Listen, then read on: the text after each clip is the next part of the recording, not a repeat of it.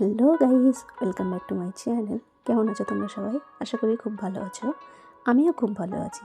চলে আসছি নতুন একটা ভিডিও নিয়ে। তো আজকের ভিডিওটা দেখে বুঝতেই পারছো কিসের ভিডিও। আজকে হবে গরম গরম পরোটা অ্যান্ড বিফ কষা। দেখতেই পাচ্ছ, প্রথমেই আমি বেশ কিছু আটা মেখে নিয়েছি পরোটার জন্য, আর সেগুলো আধা ঘন্টার মতো ওইভাবে রেখে দিয়েছিলাম যাতে সুন্দরভাবে রুটিগুলো নরম নরম হয়। আটাগুলো আমি গরম জল দিয়ে মেখে নিয়েছি। গরম জলটা আগেই আমি ফুটিয়ে রেখেছিলাম, সেই জল দিয়ে মেখেছি, ওই জন্য রুটিগুলো এরকম নরম নরম তুলতুলে হয়েছে। দেখতেই পাচ্ছ কীরকম ফুলে ফেপে উঠেছে একদম। আর পরোটাগুলো আমি 4 কোণা না করে 3 কোণা করেছি, কারণ তাড়াতাড়ি হয়ে যাবে বেলতে। গরম জল দিয়ে মেখে আধা ঘন্টা রেখে দেওয়ার কারণেই পরোটাগুলো এরকম ফুলকো ফুলকো হয়ে উঠেছে। গল্পে গল্পে এগুলোকে ছেঁকে নেব। তোমাদের সঙ্গে গল্প করতে করতে বাকি পরোটাগুলোও ছেঁকে নেব। প্রত্যেকটা পরোটা ফুলেছিল এবং খুবই নরম হয়েছিল, খেতেও খুব টেস্টি হয়েছিল। এভাবে তোমরাও বাড়িতে গরম জল দিয়ে আটাগুলো মেখে নেবে, দেখবে রুটি নরম হবে, পরোটাও নরম হবে, যদি লুচি করো সেটাও খুব নরম হবে আর ফুলে উঠবে। আটা মাখার সময় হালকা একটু চিনি আর একটু লবণ দিয়েছিলাম, তেমন কিছুই দেইনি এতে।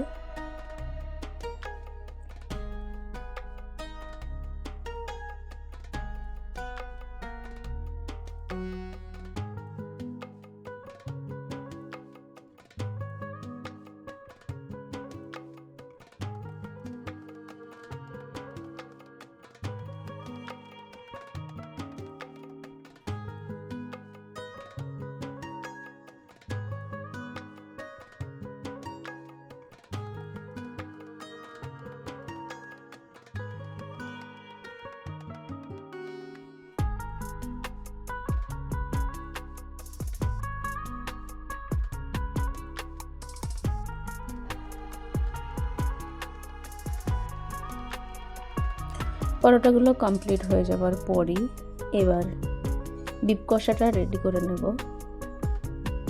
এখানে 5 কেজি মতো বিফ নিয়েছিলাম, যেহেতু অনেকজন খাবে, কাকিমারা খাবে, আমার বাড়ির 7 জন মেম্বার আছে, তারা খাবে, জন্য অনেকটাই বিফ নিয়েছি।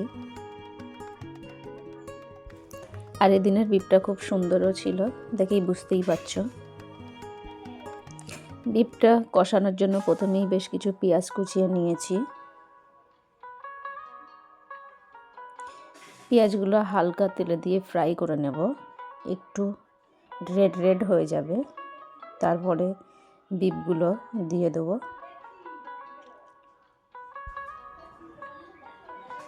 পেঁয়াজগুলো একটু রেড রেড হয়ে আসছে, একটু নেড়ে ছেড়ে নেব যাতে নিচে না ধরে যায়। তারপরে বিফগুলো দিয়ে দিলাম, দেন দিয়ে দেবো আদা রসুন পেস্ট, যেটা আগে থেকেই পেস্ট করে রেখেছিলাম। আদা রসুন পেস্ট দিয়ে লবণ দিয়ে সুন্দরভাবে এটাকে কষিয়ে নেব।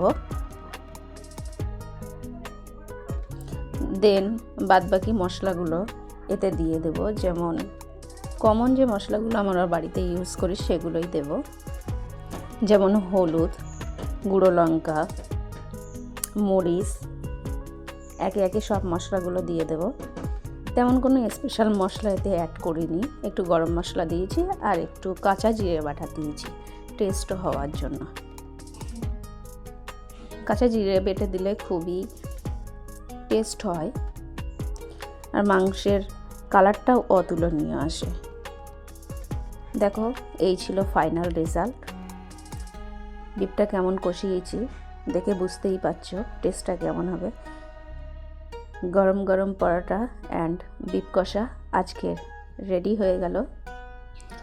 দারুণ স্বাদের রেসিপি, সবাই মিলে আড্ডা মেরে জমিয়ে খাওয়া দাওয়া সারলাম। তো ভিডিওটা তোমাদের কেমন লেগেছে অবশ্যই কমেন্ট করে জানিও, ভালো লাগলে একটা লাইক, কমেন্ট ও শেয়ার করে দিও। তো এই ছিল আজকেরকার ভিডিও। চলো দেখা হচ্ছে নেক্সট কোনো ভিডিওতে। টাটা।